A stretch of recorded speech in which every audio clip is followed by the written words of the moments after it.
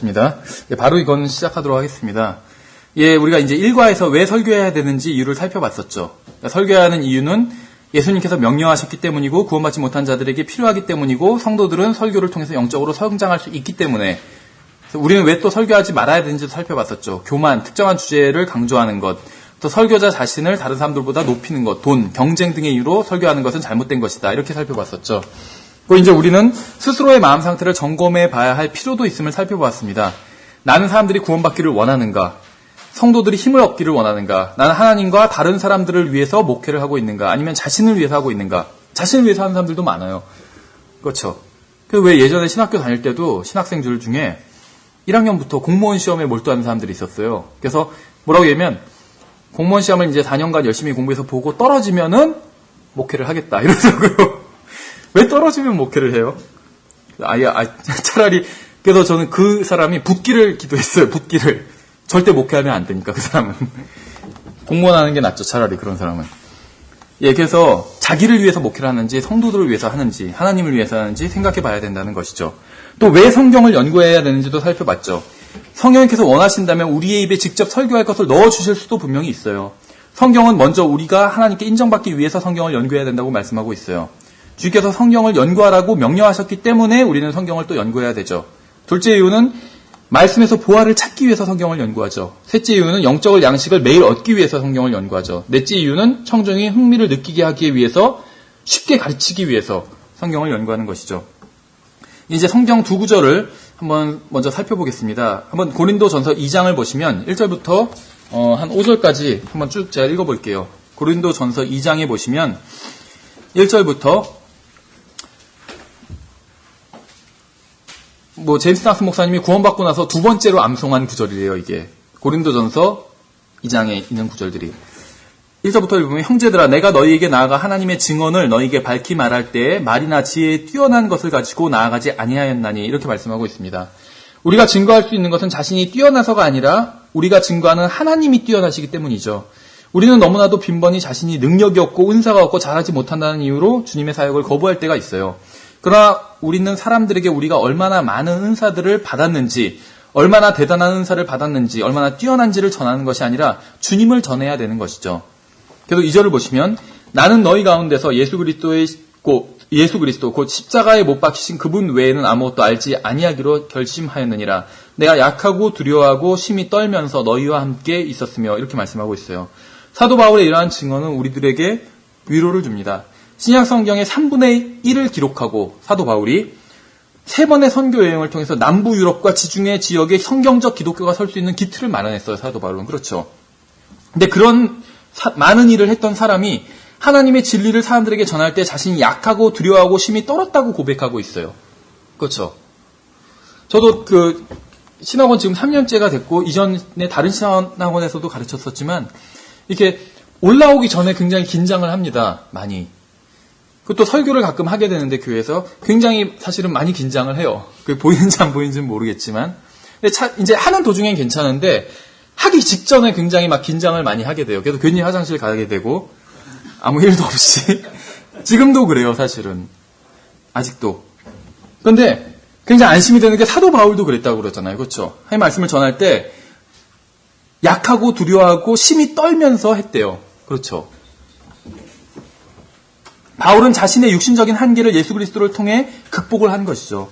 바울은 대단한 은사나 뛰어난 지혜가 있어야 주님을 섬기는 게 아니라 작고 심약한 것이라 할지라도 주님께 내어드리면 하나님께 영광을 돌릴 수 있다는 말을 하고 있다는 그런 얘기를 하고 있는 것이죠. 4절, 5절을 보시면 바로 이제 이 구절을 처음에 암송을 했대요. 두 번째로 암송한 구절이래요. 자기가 구원받고 제임스 낙스 목사님은.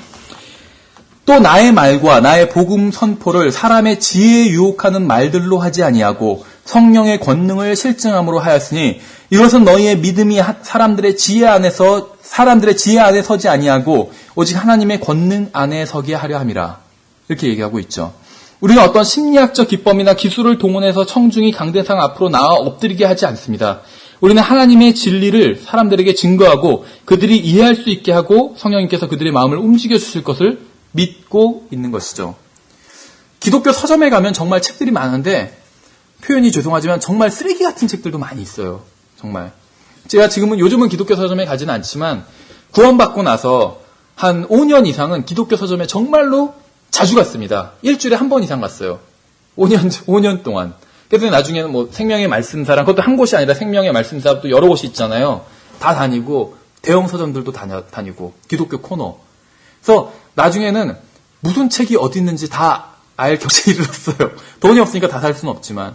누가 책 물어보면 몇 번 책장에 가면 있다고 말해줄 수 있을 정도로 알게 됐어요. 그렇게 그 기독교 서점에 가면서 킹제임스 성경을 알게 된 것이거든요. 모든 책들을 샅샅이 다 뒤져보니까 뭐 다 읽지는 않아도 제목만이라도 다 보면서 서점에 있는 몇만 권의 책들을 제목들을 다 본 거예요. 그러니까 킹제임스 성경에 관한 책을 안 만날래야 안 만날 수가 없더라고요. 이상한 제목의 책을 보고 내용을 읽어보니까 그때 저는 개역 성경이 무한 하나님의 말씀이라고 믿었거든요. 그러니까 누가 개역 성경 중에서 한 글자라도 고치면 막 배교자다 이렇게 생각을 했어요. 근데 개역 성경이 막 잘못됐다고 비평을 하잖아요. 말도 안 된다 이렇게 생각하면서 읽기 시작한 거거든요. 어쨌든지 간에 많은 책들이 있는데요. 별의별 책이 다 있어요. 그래서 왜 그 남목사님이 소개하는 책 중에 대표 기도하는 법 이런 책도 있다고 그러잖아요. 있어요, 진짜 그런 책이. 그래서 막 대표 기도 처음 하면 어떻게 해야 될지 모르니까 토시 하나까지도 다 어떻게 할 말들이 다 적혀 있어요. 그것도 1년에 52주 매주마다 그게 할 게 다 적혀 있어요. 그래서 그거를 보고 하든지 외워서 하는 거예요. 기도하는 게. 천주교도 기도문 보고 하듯이. 불필요한 책이죠. 어떻게 기도를 해야 되는지 방법을 배워야 되는데 그걸 못 배운 거예요. 그러니까 어떻게 기도하는지 몰라요. 그것도 장로님이. 그러니까 기도문 보고 그대로 따라하는 거예요. 그렇죠. 막 전형적인 틀이 있잖아요. 큰 교회에서 대표 기도하는 거 보면 뭐 천지를 지으시나 뭐 그게 잘못됐다는 건 아닌데 그 톤과 전형적인 그 내용들이 있어요. 기도를 배워본 적이 없기 때문에 그렇게 하는 것이죠. 어쨌든지 간에 별의별 책이 다 있습니다. 그런데 목회에 관한 책들도 많아요. 그래서 왜 잘 아시는지 모르겠지만 뭐 뒷문을 막아라 이런 책도 있어요. 사람들 나가지 못하게 하라고. 한번 들어온 교인은 나가지 못하게 하라고. 그렇죠. 그래서 어떻게 하면 강대상 앞으로 와서 사람들이 효과적으로, 그러니까 앞으로 와서 헌신하게 하는지, 교회에 봉사하게 하는지, 또 교회와 목사에게 충성을 바치게 하는지, 이런 걸 다루는 책들도 있어요. 그래서 대학에 가서 심리학을 공부하고 대중의 마음을 움직이는 기술을 배울 수도 있습니다. 그렇게 하면 얼마간의 결과를 낼 수도 있겠죠. 또 사람들의 마음을 마음대로 다룰 수도 있을 것이요. 어느 정도는. 그렇죠. 심리학을 공부하면. 그러나 거기에는 성령님의 어떠한 능력도 없습니다. 우리 마을에는 구원의 확신도 없고 성령의 열매도 없고 삶에서 간증도 전혀 없이 그저 열심히 교회만 다니는 사람들이 많이 있어요. 그들의 목사가 그들을 그렇게 인도했기 때문에 그런 것이죠. 구원은 받았다고 하지만 삶이 전혀 변화되지 못했고 언어도 전혀 변하지 않았고 행동도 전혀 변하지 않은 채 이름만 그리스도인 사람들이 많이 있습니다. 그렇죠. 오직 감정만을 자극해서 회개하게 하고 강대상 앞에 나오게 하는 설교자들이 있어요. 감정을 자극해서 눈물을 흘리게 하지만 청중의 삶은 전혀 변화시키지 못하는 것이에요. 왜냐하면 어떻게 살아야 되는지를 가르쳐주지 않기 때문에 그런 것이죠. 그런 설교자는 차라리 제임스 낙스 목사님은 사람의 감정만 자극을 잘하는 사람들이 있어요. 그래서 지갑을 열게 만드는 거죠. 그걸 많이 하게 하고.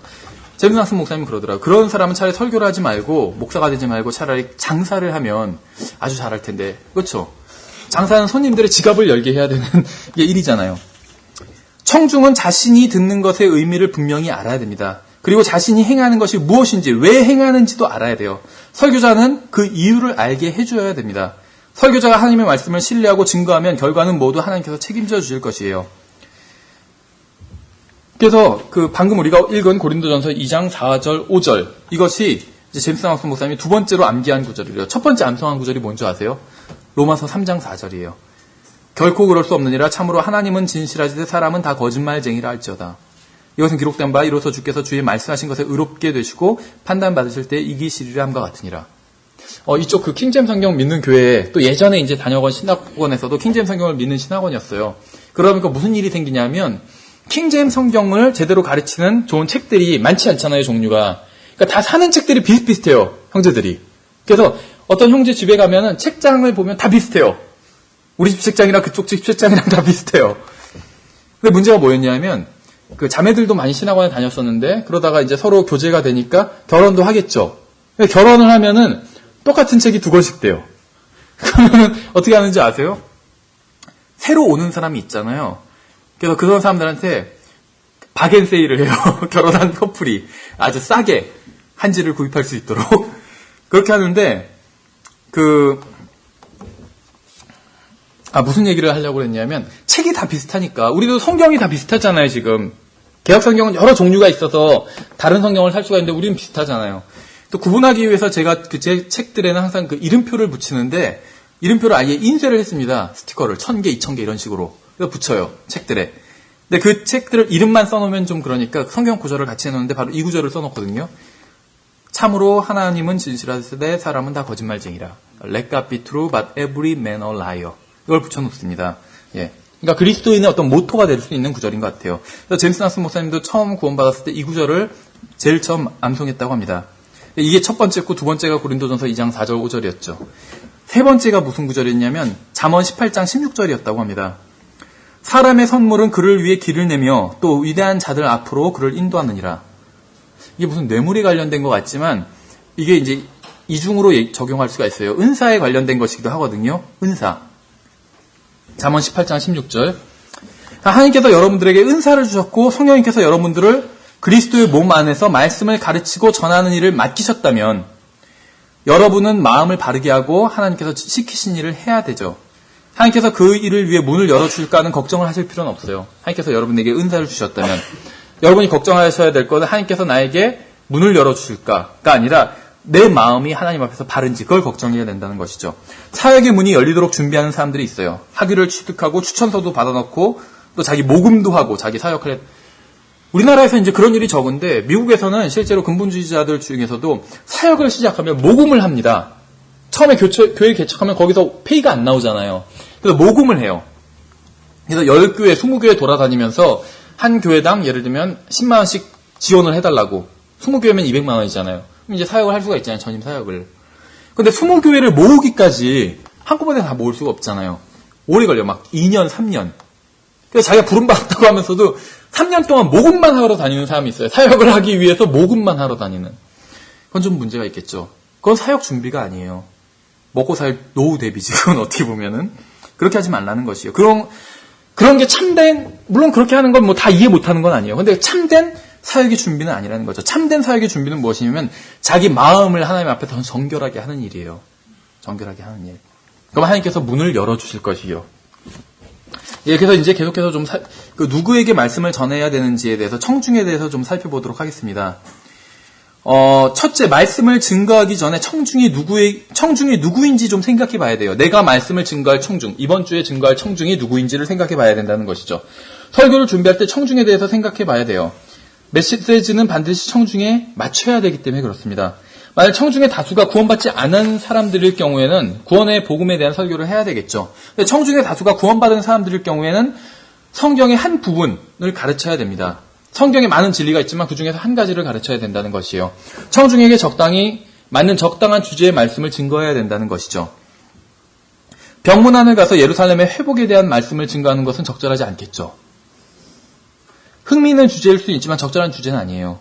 그리스도인의 어떤 부부 생활에 대한 설교를 감옥에서 증거하는 것도 또 적절하지 않겠죠. 물론 이런 것들도 가르쳐야 되지만 때와 장소를 가려서 가르쳐야 된다는 것이에요. 초신자반에서는 단단한 음식에 대한 것들을 가르치는 것보다는 갭시오리 이런 거 가르치는 것보다는 은혜로서 굳건히 할 수 있는 그러한 말씀들을 가르치는 것이 더 좋겠죠. 초신자반에서는. 그러니까 사역자는 주님과 오랜 시간을 보내야 돼요. 그렇죠. 근데 주님하고만 오랜 시간을 보내면 안 돼요. 그럼 누구랑 또 오랜 시간을 보내야 되냐면 형제들과 오랜 시간을 보내야 돼요. 청중과. 자기 교회 회중과 오랜 시간을 같이 보내고 교제를 나눠야 된다는 것입니다. 그래야지 그들에게 필요한 메시지가 무엇인지 알 수 있겠죠. 설교자는 자신의 청중을 알아야 됩니다. 하나님도 알고 청중도 알아야지 하나님의 말씀을 청중에게 전할 수 있는 것이에요. 왜 이런 말씀을 드리냐면 어떤 목사님들 중엔 이게 청중은 어떤 좀 신비 전략. 그래서 청중과 말을 많이 안 해요. 회중과. 예배가 끝나면 바로 집에 가요. 뒤에서 악수만 하고 바로 집에 가. 그런 분 있어요. 교회 문 일찍 걸어 잠그고 빨리 집에 가는 분들도 있어요. 왜냐하면은 청중이랑 너무 가까우면 이게 좀 신비감이 떨어진다. 자기를 좀 사역자를 거룩한 사람으로 알아야 되는데 똑같잖아요. 실제적으로는. 똑같아요. 사역자도 그렇죠. 그래서 들통나면 안 되기 때문에 좀 거리감을 둬요. 이렇게. 집에도 못 오게 하고 막. 그렇죠. 왜냐면 또 집에 와서 목사님 무슨 책 보시나 볼 수 있으니까. 그럼 자기의 어떤 자기의 그게 미천이 다 드러난대요. 그래서 다 감춰놓고, 그렇죠? 어떤 좋은 책 있으면 추천 안 해줘요. 자기만 봐요. 그래서 그걸로 막 설교하고 그런 분이 있어요. 제가 예를 전에 들었던 분도 어떤 교수가 신학교 교수인데 너무 잘 가르치더라는 거예요. 성경을. 그래서 그분 그 책상 서랍을 몰래 열어봤대요. 그때 어떤 주석서가 있는데 그 주석서를 보고 자기가 그래서 그 주석서 똑같은 걸 구해서 봤더니 너무 내용이 좋더라는 거예요. 그분만 본 거죠, 혼자. 맛있는 거 있으면 혼자만 먹는 거나 마찬가지예요. 안 알려주고 그러지 말라는 거예요. 성도들과 많은 교제를 나눠야 되겠죠. 그렇죠. 예, 그래서 그러기 위해서 그래서 하나님도 잘 알아야 되고 그러려면 하나님과 많은 교제를 나눠야 되겠죠. 성도들과도 많은 교제를 나눠야 돼요. 그래야지 성도들에게 필요한 말씀이 무엇인지 알고 그것을 전해줄 수가 있겠죠. 그렇죠. 예, 그 설교의 초심자라면 많은 사람들 앞에서 설교를 해보는 경험도 필요하죠. 근데 이제 많은 사람들에게 설교를 할 때 많은 사람들과 관련이 있는 주제를 설교하는 것이 좋습니다. 당연한 얘기겠죠. 성경에서 그러한 주제를 찾아보세요. 예수 그리스도의 피나 아니면 뭐 어린 양에 대한 것이나 뭐 지난주에 그 나은상희 목사님 설교하시면 용서에 대한 것이나 이러한 주제들은 많은 사람들과 관련이 있습니다. 많은 청중을 상대로 메시지를 전할 때에는 모든 사람들에게 해당하는 주제를 선정하든지 아니면 특정한 사람들에게 해당하는 주제를 할지라도 메시지 일부는 모든 사람들에게 해당하는 그러한 이야기를 넣는 것이 좋을 수가 있겠죠. 뭐 권고사항이에요. 꼭 그렇게 해야 된다는 것이 아니라 같은 교회에서 계속 설교하는 경우에 다양한 주제의 설교를 할 수 있습니다. 같은 성도들을 놓고 계속 꾸준히 설교하는 경우에 그러나 이제 다른 교회 초청을 받은 경우에는 특정한 사람들에게만 해당하는 설교보다는 모든 사람들에게 적용할 수 있는 설교를 하는 것이 좋겠죠. 두 번째, 이제 현재 자리에 없는 사람들에 대해서는 설교하지 말라는 것이요. 오후 예배 시간에 설교를 하면서 오전 예배만 참석하는 사람들을 책망할 필요는 없어요. 그렇죠? 오전 예배만 참석하고 가는 사람이 있어요, 집에. 근데 그 사람들을 책망하는 설교를 할 필요가 없다는 것이요. 그 자리에 있지도 않은데 못하러 책망을 하겠어요. 참석한 사람들을 위해서 그들이 유익을 얻을 수 있는 것을 가르치라는 것이죠. 청중과 상관없는 설교를 하는 사람들이 있어요. 무슨 말이냐면 구원받은 침례 교인들이죠. 우리 교회 성도들은 구원받은 침례 교회 성도들이에요. 근데 이 사람들에게 로마 카톨릭에 대해서 설교할 필요는 없어요. 그렇죠? 물론 카톨릭에 대해서 가르칠 필요는 있겠지만 그보다는 청중이 유익을 얻고 세움을 받을 수 있는 것을 가르치는 편이 더 낫다는 것이죠. 그 자리에 없는 사람들을 욕할 것이 아니라 지금 자리에 앉아있는 사람들이 유익을 얻을 수 있고 책망받을 수 있고 세움을 받을 수 있는 메시지를 전하는 게 낫다는 것입니다. 그 제임스 낙스 목사님 같은 경우에 이제 저도 설교 강의를 많이 들어봅니다. 이분이 거의 한 30년 가까이 목회를 하셔가지고 강의 테이프가 굉장히 많아요. 전체는 한 3,000개 이상 된다고 그러는데 저도 제가 갖고 있는 것도 그 반도 안 되는 것 같아요. 굉장히 많은데 이단에 대해서 가르친 게 44개가 있대요, 강의가. 이단에 대해서 가르친 게. 근데 이 44개 중에 43개는 녹음실에서 혼자 녹음한 거래요. 한 개만 교회에서 가르친 거래요. 근데 왜 그랬는지 아세요?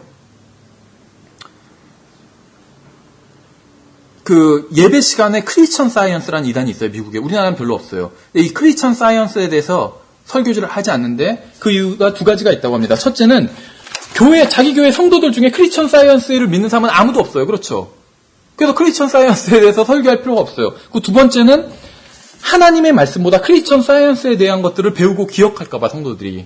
그래서 그런 이단에 대해서 하지 않는 거라는 거예요. 그런데 그럼 왜 이단에 대해서 44개나 많은 강의를 했냐? 그거는 라디오 설교용이에요. 라디오 설교는 구원받은 사람들도 듣지만 구원받지 않은 사람들도 듣고 이단들도 충분히 들을 수가 있어요. 그렇죠?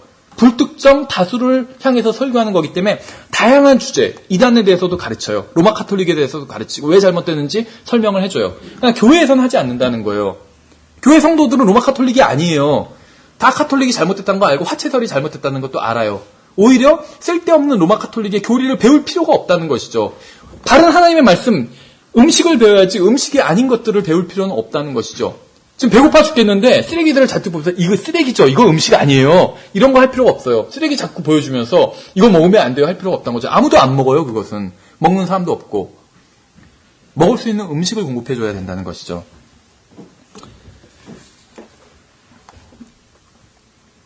이단들의 오류와 잘못을 지적하는 설교를 하기보다는 바른 것을 가르치는 설교를 해야 된다는 것이에요.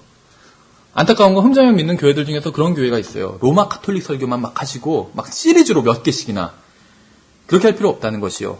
바른 것이 무엇인지 가르치면 돼요. 영의 혼의 양식이 되는 것이 무엇인지 가르쳐주면 된다는 것이죠. 제임스 한스 목사님 그 수요 기도회 설교 중에 그 칼빈주의 설교를 하신 적 있어요. 칼빈주의. 우리가 지난 학기에 칼빈주의를 공부할 때 그걸 기초로 했거든요. 처음에 굉장히 의아했어요. 왜 기도회 시간에 칼빈주의를 공부할까? 그런데 강의를 들어보시고 이제 그러셔서 아시겠지만 이거 지금 책으로 낼 거거든요. 다음 주나 그 다음 주 중에 나옵니다. 그런데 내용이 칼빈주의를 비평하고 있지만 성경이 중심이에요. 굉장히 내용이 유익해요. 칼빈주의 어떤 그 잘못된 교리를 하나하나 디테일하게 비평하진 않아요. 핵심 사항을 비평하면서 왜 비성경적인지 얘기하면서 그럼 성경에서 말씀하시는 것은 무엇인지 그걸 굉장히 강조해서 자세히 얘기해주고 있거든요. 그러니까 성경이 중심이 되는 거예요. 칼빈주의 강의지만. 그래서 가르친 것이더라고요. 그 외에는 어떤 이단 교리를 디테일하게 가르칠 필요는 전혀 없다는 거죠. 왜 그러냐면 이단 교리는 또 계속 변해요. 그렇죠? 안식교 같은 경우에도 처음에 안식일을 지키면은 그러니까 일요일에 예배를 드리면 지옥에 간다고 가르쳤어요. 왜냐면 일요일 예배 드리는 것이 짐승의 표기 때문에. 지금은 그렇게 안 가르쳐요. 지금은 일요일에 예배를 드리면 하나님께서 기뻐하시지 않는다. 이렇게만 가르쳐요. 변한 거죠, 교리가. 근데 이단 교리를 너무 열심히 연구할 필요는 없다는 것이에요. 뭐 자기가 특별히 거기에 은사가 있어서 무슨 뭐 현대 종교나 월간 이단 이런 뭐 잡지를 내고 그런 일을 하겠다. 그런 게 아닌 이상은 뭐 그런 사람도 필요하겠죠. 그런 게 아니라 그냥 평범하게 목회를 하시는 분들은 이단에 대해서 너무 열심히 교리 하나하나 공부할 필요는 없다는 것입니다. 이단 계속 교리는 바뀌기 때문에. 그래서 이단들의 오류와 잘못을 지적하는 설교를 하기보다는 바른 것을 가르치고 성도들에게 양식이 될 만한 것들을 설교할 필요가 있다는 것이죠. 어떻게 보면 킹제임스 성경도 마찬가지예요. 우리 교회에서는 다 킹제임스 성경을 하나님의 말씀으로 믿죠. 그럼 킹제임스 성경을 왜 믿어야 되는지 계속 강조해서 가르칠 필요는 없다는 것입니다. 전 개인적으로 이제 기초성경 공부반을 주일 오후 시간에 하는데 이건 그 정기적인 것은 아니에요. 기초성경 우리 교회에 구원받은 지 얼마 안 됐거나 우리 교회에 온 지 얼마 안 된 분들이 좀 많이 있으면 기초성경 공부반을 엽니다. 10주 과정으로. 그리고 이제 없으면은 쉬어요. 요즘은 좀 쉬고 있는데. 근데 이제 이 시간에는 왜 킹제임스 성경이 하나님의 말씀인지, 왜 개역 성경은 잘못된 건지 자세히 한 주에 1시간 반 동안 자세히 합니다. 그런데 이제 예배 시간에 만약에 설교를 하려면 그 설교를 굳이 할 필요는 없어요. 왜냐면 이미 다 킹제임스 성경을 믿고 모인 사람들이에요. 그렇죠. 그 사람들에게 그걸 할 필요는 없겠죠. 근데 만약에 이제 가끔 방문하는 사람들이 있잖아요. 킹제임스 성경을 안 믿는데 어떻게 우연한 기회에 아니면 누구 소개로 방문을 하게 됐어요. 그럼 그 사람들을 위해서 해야 되지 않냐? 그 사람들은 그 사람 한둘이에요. 그럼 그 사람을 위해서 어떻게 하냐면 예배가 끝나고 따로 몇 구절 보여주고 알려주고 그 다음에 책을 추천해주면 되겠죠. 우리 교회 개역 성경이 왜 잘못됐는지, 왜 킹제임스 성경이 옳은지 책들이 있어요. 뒤에 보시면. 그 책들을 추천해주면 돼요. 그렇죠. 대부분의 성도들은 이미 킹제임스 성경을 믿고 모인 사람들이란 것이죠. 예. 그래서 무슨 어떤 분은 막 교회 예배 시간에 설교하시는데 이제 성경에 대해서 너무 불타오르셔가지고 이런 주제로만 하세요. 어떤 설교는 막 신의 사본과 바티칸 사본에 대한 설교예요. 그렇죠. 신의 사본과 바티칸 사본에 대한 정보를 아무리 자세하게 정확하게 듣는다 할지라도 영적으로 성장할 수 없어요. 그래서 성도들에게 성경의 진리를 가르쳐줘야 그들이 영적으로 성장할 수 있습니다. 그렇죠. 어떤 설교는 45분짜리 설교를 들은 적이 있는데 신학자들과 주석서들에 대한 설교예요. 내용이. 100명 이상의 신학자들이 설교에 등장한대요. 그래서 그 사람들이 뭘 믿었고 오류가 무엇이고 이런 것들을 하는데 그런 설교를 듣고 영적으로 성장할 수가 없어요. 솔직히. 그래서 그 설교자는 성중들의 시간을 낭비해버린 것이죠. 거짓된 교리에 대해서 가르치는 것은 문제가 없습니다. 거짓된 교리가 왜 잘못된 것인지 가르치고 경고하는 것은 필요한 일이에요. 그러나 설교 사역을 막 시작해서 한 달에 한 번 정도 설교를 하는 경우나 아니면 교회를 막 개척한 경우에는 이단이나 거짓 종교에 대해서 설교를 집중적으로 하지는 마시라는 거예요. 잘못된 것이 무엇인지 가르치지 말고 바른 것이 무엇인지 가르치시라는 것이죠. 모든 사람들이 유익을 얻고 세움을 받을 수 있는 것을 가르치세요. 어떻게 하면 영적으로 성장할 수 있는지 가르치세요. 혼의 양식이 되는 것들을 가르치라는 것이죠. 그래서 이단들이랑 만나서 복음을 전해야 될 일이 생길 수도 있어요. 그럼 이단들이 믿는 걸 하나하나 디테일하게 공부할 필요가 없어요. 올바른 것을 알고 있으면 이단에게 복음을 전할 수 있어요. 그 이단이 무엇을 믿고 있는지 몰라도 바른 것을 알고 있으면 복음을 전하고 진리를 증거할 수가 있다는 것이죠. 그래서 바른 것을 가르치라는 것이요. 틀린 것을 가르치지 말고 틀린 것이 왜 틀렸나 그거를 가르치지 말고 그것도 필요해요. 그러나 그거를 가르치기보다는 바른 것을 가르치라는 것이죠. 먼저 로마 가톨릭은 왜 잘못되었나 이걸 가르치기보다는 얼마나 성경에 올바른 주제가 많아요. 그거 말고도. 그것들을 먼저 가르치라는 것이죠.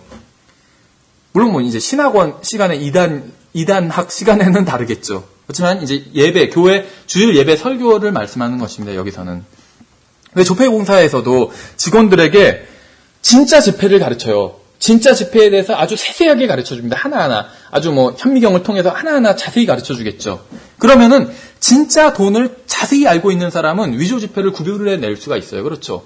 위조 지폐들은 그 수법도 다양하고 굉장히 형태도 다양하겠죠. 근데 진짜 돈은 다양하지 않아요. 하나예요. 그걸 제대로 알면 그 진짜 돈과 다른 것들은 다 위조 지폐예요. 그렇죠.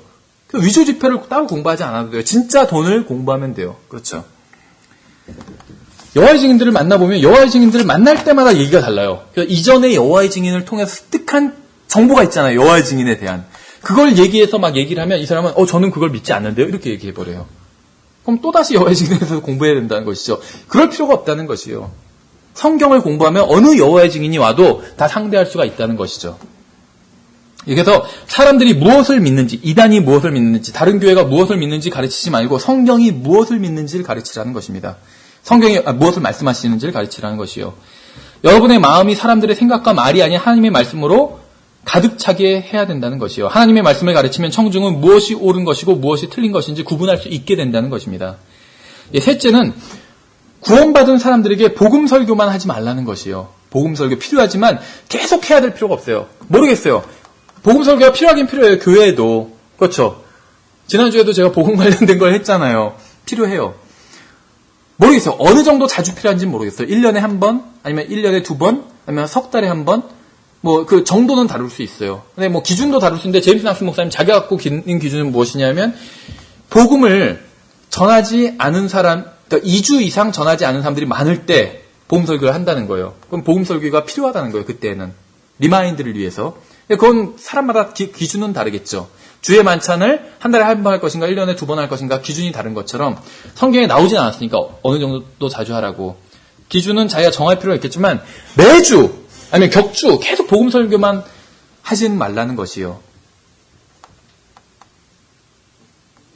어떤 목사님이 굉장히 훌륭한 목사님인데 복음 설교만 해요. 복음 설교만 항상. 근데 근본주의 목사님들 중에서는 그런 분들이 많이 있어요. 근데 이분은 복음 설교를 하면 꼭 초청을 해요. 꼭. 그러니까 그분이 예배를 인도하면 누군가가 나와서 구원받겠다고 하기 전에는 절대로 예배가 끝나지 않는데요. 그러니까 복음 설교를 하고 초청을 하고 누군가 나와서 구원을 받아야지만 설교도 끝나고 예배도 끝나는 것이죠. 그래서 어떤 경우에는 12시에 설교가 끝났는데 12시부터 1시 50분까지 2시 가까이 계속 구원 초청할 때 이제 반주자가 반주를 하잖아요. 계속 내 모습 이대로 그걸 반복했대요. 2시간 동안. 내 모습 이대로 나오라는 거예요. 그 모습 그대로. 그래서 그 교회 청중들은 대부분이 6번 이상 구원을 받은 경험이 있대요. 나중에 청소년들이 순번을 정해가지고 돌아가면서 초청에 응했대요. 그래야 예배가 끝나고 집에 갈 수 있으니까.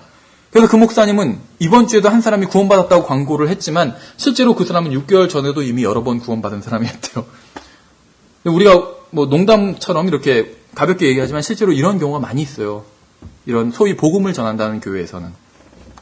그래서 우리나라도 유명한 그런 이단이 있잖아요. 복음만 강조하는. 그래서 막 어디 큰 운동장에 모여서 집회하고. 저도 잘 몰랐었는데 그 내부 사람들 얘기를 들어보니까 집회를 해봐야 새로 참석할 사람도 없고 그 교회, 지교회들이 모여서 집회를 참석하는데 다 구원받은 사람들이에요. 다. 어떤 경우에는 뭐 한두 명, 10명 이하래요. 큰 운동장에 모였는데 수백 명, 몇천 명이 모였는데 10명 이하래요. 새로운 사람이. 계속 복음만 강조하는 거예요. 그렇게 하지 말라는 것이죠. 구원받은 사람을 다시 구원하려고 노력하지 말라는 것입니다. 그런 사람들이 있어요. 그래서 구원받은 사람들에게 복음 설교만을 하지 말라는 것이에요. 구원받은 사람들에게 그들이 어떻게 하면 영적으로 성장할 수 있는지를 가르치라는 것이죠. 거듭난 사람이 다시 거듭날 필요는 없죠. 킹제임스 성경을 믿는 사람들에게 킹제임스 성경을 믿으라고 가르칠 필요는 없다는 것이죠. 실제로 미국에서도 이런 세미나가 있었대요. 그래서 제임스 낙스 목사님 참석했는데 4명의 목사가 이제 설교를 그 세미나 강의를 했대요. 근데 주제가 무엇이었냐면 왜 킹제임스 성경을 믿어야 하는가였대요. 근데 초청한 사람이 누구였냐면 킹제임스 성경으로 교회를 하는 목회를 하는 킹제임스 성경을 믿는 목사님들을 초청해 놓고 강의를 하는데 왜 킹제임스 성경을 믿어야 하는가였대요. 4명이 똑같은 주제로 설교를 했대요. 다 믿는 사람에게 필요 없는 것이죠. 오히려 킹제임스 성경이 무엇을 가르치고 있는지 자세하게 얘기해 주는 게 필요했겠죠. 이미 동의하고 있는 사람에게 다시 동의를 구할 필요는 없는 것이죠. 성도들을 교육하기 위해서 가르칩니다. 가르치는 내용이 새로운 것일 수도 있고 새로운 것은 아니지만 이전에 가르쳤던 것들을 부분으로 나눠서 자세히 가르치는 것일 수도 있고 아니면 참조 구절, 성경 구절들을 추가해서 가르치는 것일 수도 있어요. 이미 충분히 동의하고 있고 충분히 알고 있는 주제를 가르칠 필요는 없다는 것이죠. 그러기 위해서는 자신의 청중을 잘 알아야 되겠죠. 예, 이제 설교의 주제에 대해, 선정에 대해서 말씀을 드리겠습니다. 먼저, 자신이 잘 알고 있는 주제를 선정해서 설교를 하세요. 이게 굉장히 상식적인 것 같지만, 기독교계에서는 상식이 실종된 지 굉장히 오래됐어요. 그래서 이제 강조를 드리는 거예요. 주제를 선정할 때 이런 생각을 한번 해보세요. 나는 이 주제에 대해서 다른 사람들을 가르칠 정도로 잘 알고 있는가? 자신도 완전히 모르는 것이라면 다른 사람을 가르칠 수가 없겠죠. 여러분도 잘 모르는 것에 대해서 설교하면서 그 설교를 듣고 청중이 온전히 알게 될 수는 없다는 것이죠. 나는 청중이 쉽게 이해할 수 있도록 가르칠 만큼 이 주제를 온전히 이해하고 있는가? 이런 걸 한번 생각해 보라는 것이죠. 두 번째는 여러분이 실천하고 있는 주제를 선택해서 설교하라는 것입니다. 근데 이것은 권고사항이고 조언이에요. 조언. 그렇죠? 가정에서 막 폭력을 행사하는 사람이 성령을 힘입어 절제하는 것에 대해서 설교할 수는 없겠죠.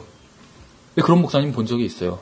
절제, 성령의 열매 이런 거 설교하시는데 실제로 폭력을 막 행사하고 부부싸움이 굉장히 사모님이랑 싸울 때 막 물건이 날아다닌대요. 막 전자레인지가 날아가고 그런데요. 그렇게 할 수는 없겠죠. 그래서 뭐 결혼하지 않았다면 결혼에 대한 주제는 설교하기에 적합하지 않을 수도 있어요. 아이가 없다면 아이 양육에 대해서 설교하는 것이 적합하지 않을 수도 있어요. 경험하지 않았고 알지 못하는 것은 설교 주제로서 적합하지 않다는 것입니다. 그렇죠. 제가 아이에 대해서 잘 모르는데 잘 모를 수밖에 없어요. 근데 어떤 아이 양육에 대해서 설교하거나 성경 공부 인도하기에는 한계가 있겠죠. 근데 이것은 제가 생각할 때 어디까지나 권고사항이에요. 일단은 하나님의 말씀이라는 기준이 있잖아요. 우리에게는. 그렇죠. 우리 중에 아무도 지옥에 가본 사람은 없어요. 그러나 지옥에 대해서 설교해야 되겠죠. 난 지옥에 가본 적 없으니까 지옥은 설교하면 안 되겠다. 이렇게 얘기할 수는 없다는 것이죠. 그래서 지옥에 가본 적은 없지만 하나님 말씀에 의하면 지옥이 어떤 곳인지 충분히 계시되어 있어요. 아이를 양육해 본 적은 없지만 어떻게 아이를 양육해야 되는지 성경에 충분히 계시되어 있습니다. 결혼을 안 해봐도 성경에 결혼 생활은 어떻게 해야 되는지 충분히 말씀하고 있다는 것이죠. 가르칠 수는 있어요. 그러나 설득력은 좀 떨어지겠죠. 설득력은. 지옥에 대해서는 성도들이 다 안 가봤으니까 이해하지만 그렇죠. 지옥에 가본 성도들 없잖아요.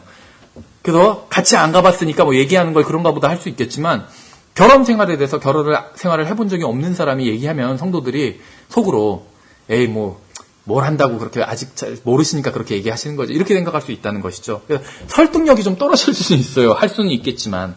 그래서 자기가 이런 주제뿐만 아니라 자기가 경험한 것을 얘기하는 것이 좋겠죠.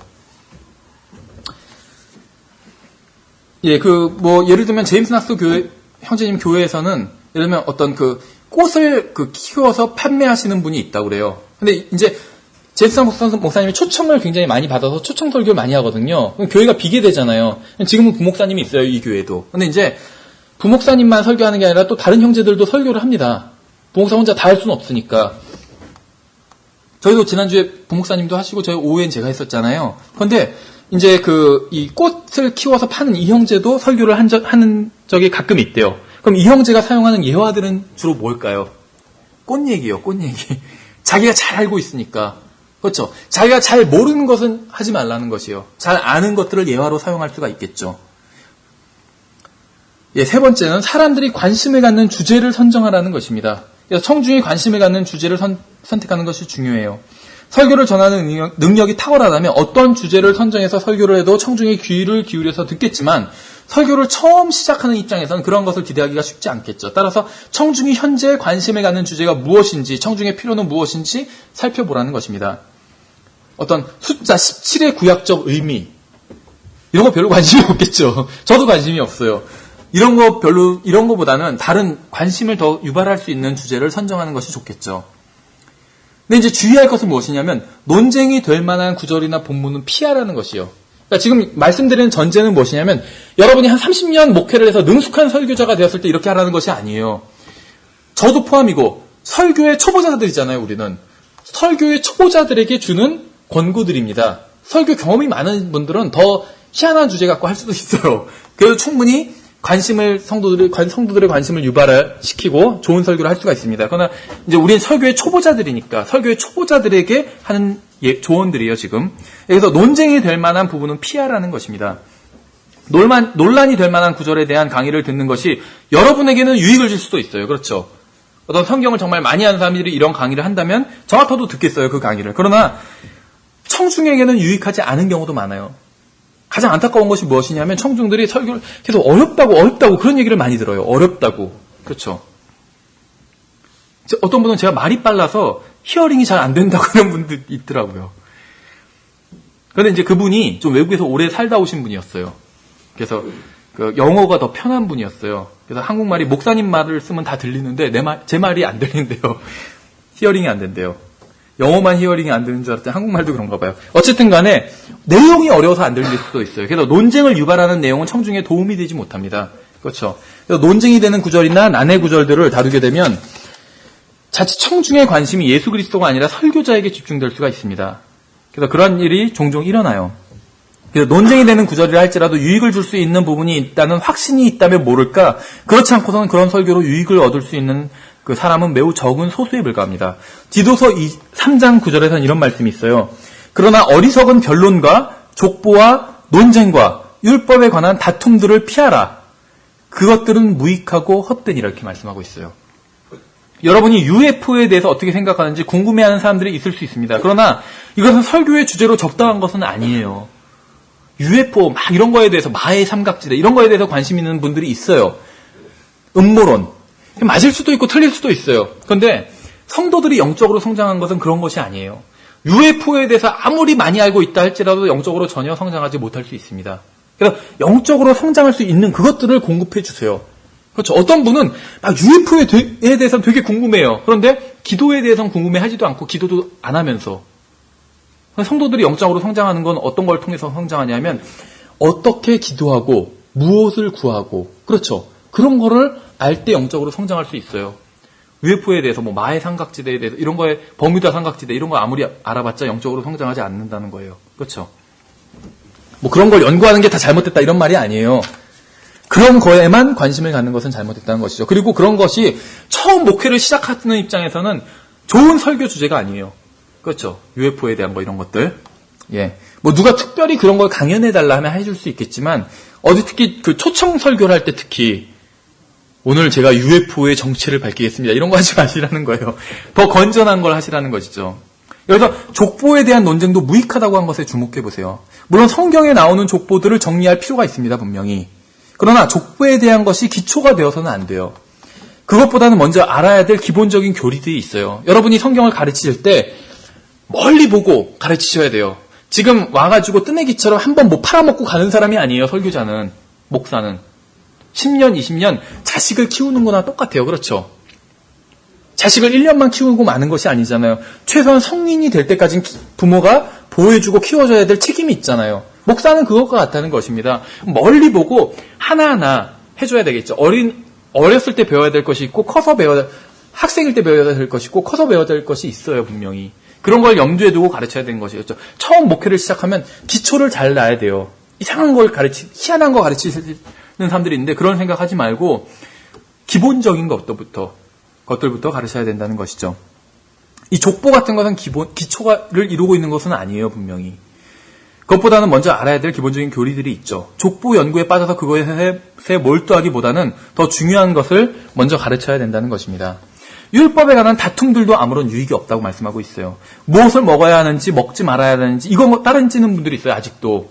제일 대표적인 사람들이 안식교인들이겠죠. 안식교인 아닌 사람들 중에서도 따지는 분이 있어요. 어떤 걸 먹어야 되고, 그렇죠. 그런데 사람이 영원히 이 몸이 영원히 산다면 어떤 걸 먹어야 되는지가 중요하겠지만 한계가 있어요. 그렇죠. 80년 살아요, 사람 몸이. 그래서 그 먹는 것 때문에 죽기보다는 늙어 죽어요, 사람이. 늙어 죽는다는 거죠. 사고 안 당해도. 그렇죠. 그래서 어떤 거든지 감사함으로, 독을 먹지 않는 이상 감사함으로 먹으면 괜찮은 것이죠. 그렇죠. 하나님 앞에서는. 그래서 너무 그런 걸, 그래서 어떤 분은 막 음식 가지고 너무 따져가지고 맥도날드에서 햄버거 제대로 먹지 못하는 분이 있대요. 거기에 먹으면 안 되는 무엇이 들어가 있고 막 그래가지고 그러지 말라는 것이죠. 또 율법에 근거해서 무엇을 입어야 하는가, 또 무엇을 입지 말아야 되는가, 막 옷차림 갖고 따져요. 자매들은 뭐 다 치마를 입어야 되고 바지를 입으면 안 되고 치마도 뭐 몇 센치까지는 되는데 또 몇 센치는 안 되고 막 이런 거 가르치는 사람들이 있어요. 근데 이런 것도 무익해요. 그런 거 잘한다고 해서 긴 치마 입는다고 해서 영적으로 성장하는 것도 아니에요. 그럼 원칙을 가르치는데 원칙, 그렇죠. 남자에게 속한 옷, 또 정숙한 옷이 있어요. 그것을 입으라고 가르치면 되겠죠. 자매나 형제나 다. 그렇죠. 그건 사람마다 다를 수는 있어요. 그러나 원칙을 가르치라는 것이요. 디테일하게 무엇을 입고 몇 센치까지는 되고 그건 사람마다 또 달라요. 그런 거 가르치지 말라는 것이죠. 무익하다는 것입니다. 무익. 이제 몇 가지 부수적인 문제들에 대해서 좀 살펴보도록 하겠습니다. 시편 131편 1절에 이런 말씀이 있어요. 주여 내 마음이 거만하지 아니하고 내 눈이 오만하지 아니하오며 내가 큰 일들과 감당하기에 너무 높은 일들을 행하지 아니하나이다. 이게 무슨 말씀이냐면 자신의 위치를 아는 것이 중요하다는 것이에요. 여러분이 목회를 시작했을 때 처음부터 모든 것을 다 할 수는 없습니다. 그렇죠. 우리 교회는 지금 이제 그동안 주로 목사님이 목회 위주로 해오셨고 이제 여건이 되는 한도 내에서 문서 사역도 했고 또 이제 신학원 사역도 하고 있어요. 근데 뭐 이걸 대규모로 하는 것은 아니잖아요. 그렇죠. 왜냐하면 우리 교회 역량이 안 돼요. 그러니까 역량이 안 되는데 뭐든지 다 할 필요는 없다는 것이요. 그럼 여러분들이 나중에 이제 목회를 시작하실 때 목회 사역을 하시는데 반드시 출판사도 하고 신학원도 하고 그래야 되는 건 아니에요. 하면 좋을 수는 있겠죠. 그렇죠. 하는 게 잘못됐다는 얘기 아니에요. 근데 역량도 안 되는데 억지로 할 필요는 없다는 것입니다. 그러니까 자기 역량에 맞는 일, 그것을 하면 되는 것이겠죠. 예. 예, 두 번째는 목사는 청중을 책망할 수 있어야 된다는 것이요. 우리가 자세히 얘기해 보겠지만, 근데 이제 청중을 책망해야 되는데 설교에 조건이 있어요. 언제 청중을 책망할 수 있냐면 청중을 양육한 목사일 때 책망할 수가 있어요. 이게 뭐 꼭 그렇다는 건 아닌데 일반적으로. 그 다음에는 이제 청중을 사랑하는 사람이 책망할 수가 있습니다. 여기에 대해서 이제 좀 더 살펴보도록 하겠어요. 그러니까 책망을 하되 사랑으로 책망해야 되는 것이죠. 그렇죠. 왜 학교에서 선생님들이 아이들을 때리잖아요. 지금 뭐 그게 문제되는 경우도 있는데 때리는 것이 잘못된 것은 아니에요. 분명히 성경에 잠언에 보면 아이들은 때려야 돼요. 그런데 어떤 아이가 잘못했어요. 나오라고 하더니 따귀를 딱 때리는 분이 있어요. 풀 스윙으로. 그건 잘못한 것이죠. 그건 감정적인 것이에요. 그런데 손바닥에 예를 들면 회초리로 때리는 사람이 있어요. 그건 감정이 전해지지가 않죠. 회초리로 때릴 때는. 그게 바른 것이겠죠. 사랑으로 책망할 수 있어요. 그런데 따귀를 때리면서 사랑으로 책망할 수는 없어요. 그렇죠. 그래서 책망을 하되 사랑을 가지고 책망을 해야 된다는 것이죠. 그런데 자기가 양육한 성도들을 책망할 수 있는 것이에요. 왜 그러냐면 마트에 장 보러 갔는데 어떤 아이가 막 소란을 피워요. 장난치면서. 그럼 그 아이를 책망할 수 있는 사람이 누굴까요? 부모예요. 부모. 남이 책망했다가 요즘 같은 시대에 싸움이 일어나요. 그렇죠? 당신이 뭔데 우리 애 귀를 죽이냐고 막 그런 경우도 있잖아요. 그리고 마찬가지로 무슨 뭐 음식점에서 어떤 애가 막 소란을 피워요. 근데 다른 사람이 그 애를 뭐라고 그러면 상대방 부모하고 싸움이 나요. 그렇죠? 부모가 책망해야 돼요. 그게 가장 좋은 경우겠죠. 근데 아이들이 소란 피울 때 제가 봤을 때 가장 좋은 방법은 그거예요. 가게 주인, 종업원을 불러서 얘기를 하면 돼요. 그렇죠? 너무 시끄러우니까 좀 조심하게 해달라고. 그럼 이제 종업원이 가게 주인, 직원이 얘기를 하면 좀 낫겠죠. 싸움이 일어나요. 다른 사람이 얘기하면. 당신이 뭔데 우리 애한테 그러냐고. 그렇죠? 다른 교회에 초청을 받아 간 경우에도 마찬가지입니다. 책망하는데 좀 조심해야 돼요. 그러니까 자기 성도들은 자기가 충분히 알잖아요. 책망할 수가 있어요. 그런데 다른 교회에 가서 초청 설교를 한 경우들이 있습니다. 근데 그때는 좀 조심해야 돼요. 왜냐하면 여러분이 그 회중을 양육한 적도 없다면 책망한 것에는 신중해야 됩니다. 청중을 잘 알지도 못하고 그들을 양육한 적도 없이 책망을 한다면 결국 상처만 주게 될 가능성이 굉장히 높아요. 잘 모르는 청중에게 옷차림이나 음악이나 TV 등의 주제로 설교하면서 책망한다면 그들은 설교자가 무슨 근거로 자신들을 정죄하는지 의아해할 수 있다는 것이죠. 그래서 청중을 책망할 수 있는 자격은 오랜 시간 청중에게 양식을 공급한 수고를 한 설교자들이 갖는 것이라는 것이에요. 일종의 조건이라는 것이죠. 뭐 꼭 그렇다는 건 아니지만 대부분 그렇다는 것입니다.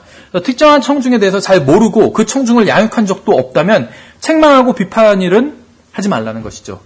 뭘 알아야지 책망을 하는데 자기 지레짐작으로 그냥 책망하지 말라는 것이죠. 무슨 사정이 있는지 어떻게 알아요. 근데 이제 자신이 오랫동안 목회를 해가지고 양육한 성도들이라면 잘 알겠죠. 그러면 이제 책망할 수가 있는 것이에요. 그렇죠.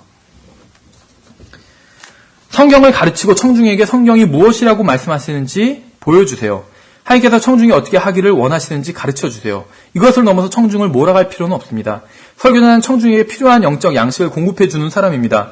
청중은 설교를 듣고 필요한 양식을 얻는데 각 개인마다 얻어가는 양이나 부분이 다를 것이지만 각자 얻어가는 그 양식을 성장할 양분으로 삼을 것이죠.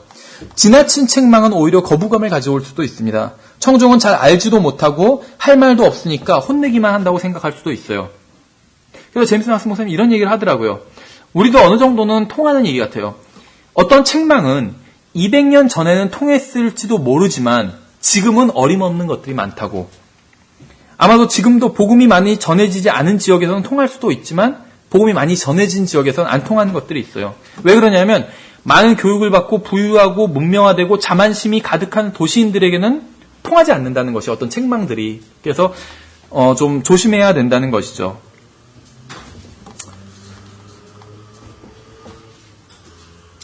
이제 바른 것을 설교한다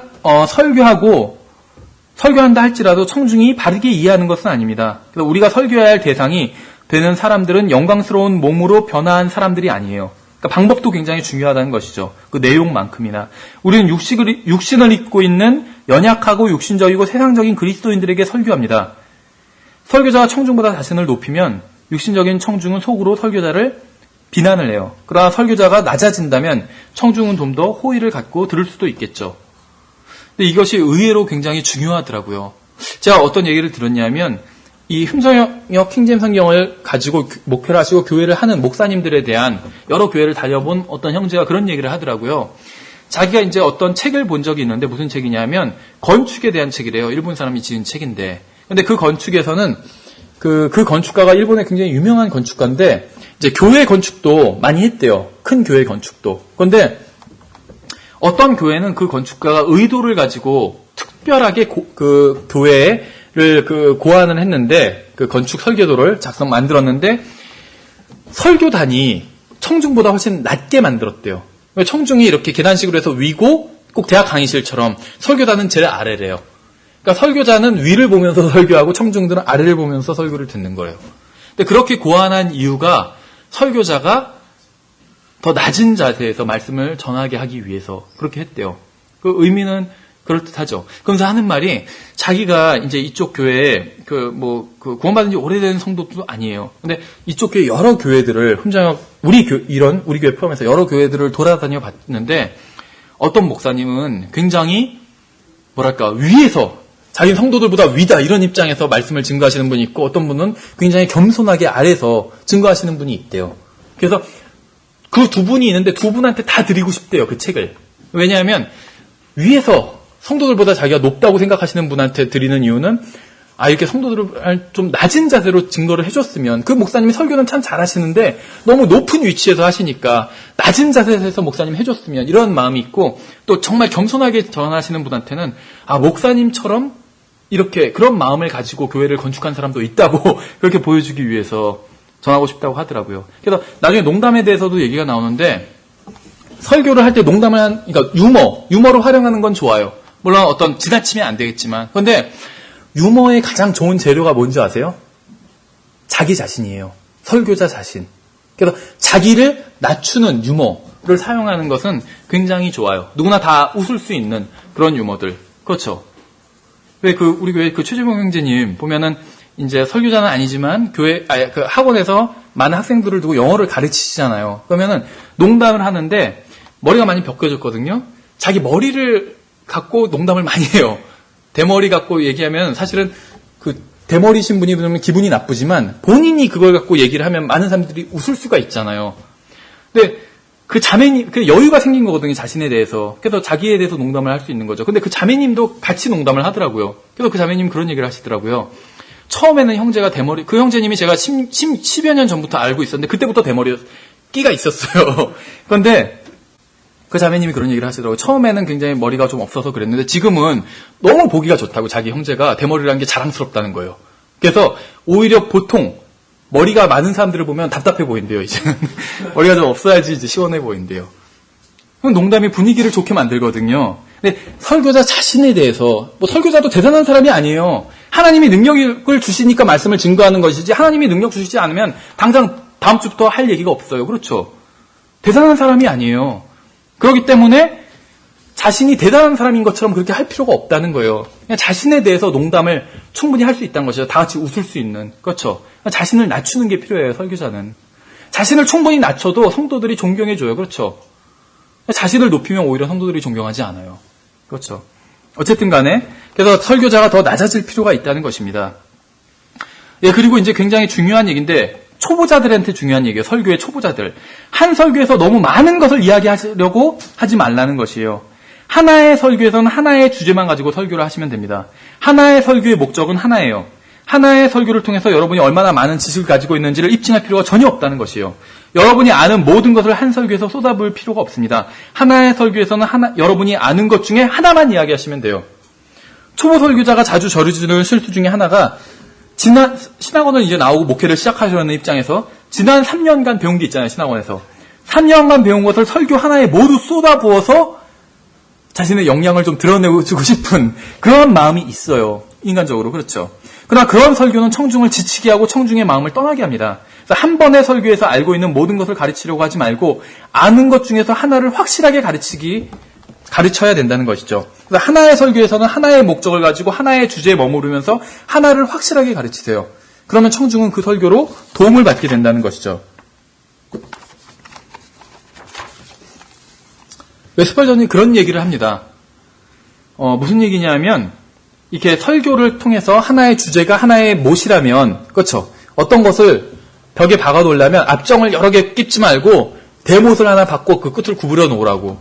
확실히 그게 매달려 있을 거라고. 그러니까 한 가지 설교에서는 한 가지 주제만 얘기하라는 것이죠. 여러 가지를 얘기하지 말라는 것이에요.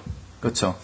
근데 설교의 초보자들이 특히 여러 얘기를 자꾸 하려는 유혹을 받게 돼요. 왜냐면 자기가 이제 아는 것도 많고 배운 것도 많고 전하고 싶은 것이 너무 많아요. 그러나 한 입씩 먹는 거지. 음식도 한꺼번에 다 먹을 수는 없는 거잖아요. 그렇죠? 입에 꾸겨 넣을 수는 없다는 것이죠, 음식을. 예, 그 다음에 우리가 이제 설교의 종류에 대해서 살펴보도록 하겠습니다. 설교의 종류. 여러 가지 설교 종류들이 있는데 제일 먼저 살펴볼 것은 간증 설교입니다. 그래서 목회를 시작했다면 가장 좋은 설교 주제는 바로 이 간증 설교예요. 간증 설교. 장점이 되는 이유를 몇 가지 살펴보겠습니다. 첫째, 여러분 스스로 그 주제에 대해서 너무나도 많이 알고 있어요. 그렇죠? 너무나도 잘 알고 있어요. 아직 성경에서 모르는 부분이 많을 수 있어요. 그렇죠? 목회를 지금 처음 시작한 입장에서 성경 모든 것을 다 아는 것은 아니에요. 그렇죠? 아직 모르는 게 많을 수 있어요. 그렇지만 간증 설교는 모르는 게 없어요. 그렇죠? 왜냐면 내가 어떻게 구원받았는지를 전하는 게 바로 간증 설교니까. 그래서 자기 주제에 대해서 잘 알고 있다는 것이죠. 나는 어떻게 구원받았는지, 예수님께서 나에게 무슨 일을 해주셨는지를 전하는 게 바로 간증 설교입니다. 이 간증 설교의 장점이에요. 두 번째 장점은 비슷한 얘기인데 많은 성경 지식을 필요로 하지 않는다는 거. 자신이 어떻게 구원받았는지 설명만 하면 돼요. 그리고 세 번째는 이제는 간증 설교의 포인트는 사도 바울의 구원 간증도 성경에 여러 번 나와 있죠. 그래서 이것을 좀 참고를 할 수가 있다는 것입니다. 예수님께서 자신에게 무엇을 해주셨는지를 전하고 있어요. 이것이 바로 간증 설교라는 것이죠. 그래서 간증 설교는 가장 좋은 설교 방법이지만 동시에 가장 나쁜 설교 방법일 수도 있습니다. 단점을 좀 얘기를 한다면 간증 설교는 양면을 가지고 있는데 단점을 좀 얘기를 드리면 간증 설교를 하는 설교자가 육신적이라면 그럴 수도 있죠. 예수 그리스도가 아닌 자기 자신, 설교자 자신, 자아가 주인공이 돼버려요, 설교에. 그래서 어떤 설교자는 35분짜리 설교를 하는데 30분 동안 자기가 과거에 어떻게 술을 좋아했고 어떤 종류의 술을 마셨고 자기가 술을 마시면 무슨 짓을 했고 또 어떤 사람이 어떤 실수를 했고 또 그것 때문에 감옥에 간 적도 있었고 어떤 죄를 지었었고 이런 얘기를 30분 동안 하는 분이 있어요. 그리고 끝부분에 가서 5분 동안 예수님을 믿고 어떻게 변화됐는지 짤막하게 추가하는 것이요. 저였다면 반대로 할 것이죠. 5분 동안 제가 어떤 죄인이었는지 얘기해주고 30분 동안 예수님이 어떤 분이시고 저를 어떻게 구원해 주셨는지 얘기한다는 것이죠. 그래서 간증 설교를 할 때는 세심하게 주의를 기울이지 않는다면 자칫 설교의 주인공 예수 그리스도가 아니라 자기 자신이 되어버리는 수가 있다는 것입니다. 그래서 간증 설교의 주인공은 설교자가 아니라 언제나 예수 그리스도가 되어야 되고 주제는 언제나 예수 그리스도께서 나에게 무엇을 해주셨는지가 되어야 돼요. 설교의 주인공은 항상 예수님이 되어야 됩니다. 그래서 오늘은 여기까지 하고 다음 시간에 그 랑석 목사님 시간이 종강을 했기 때문에 2시부터 다음 시간에 해서 다음 주에 가능하면 끝내도록 하겠습니다. 예, 수고하셨습니다.